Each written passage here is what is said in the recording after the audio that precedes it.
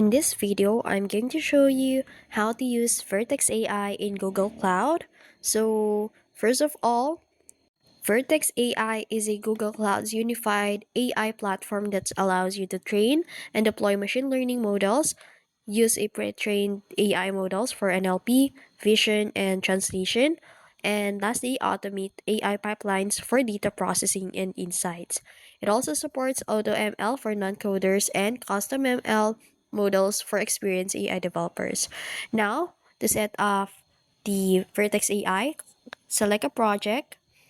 So click this new project, or you can use the existing project of yours.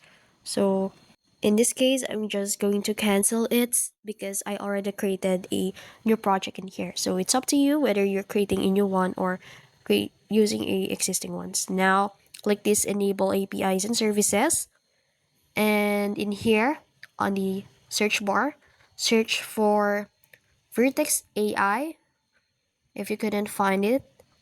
But since Vertex AI is in here, I just visited it. Now, click this enable all necessaries APIs to enable it all. So as you can see, some of the features of Vertex AI is not enabled because it requires a payment method. So you'll need to enable the billing first in order to access the full features here in Vertex AI.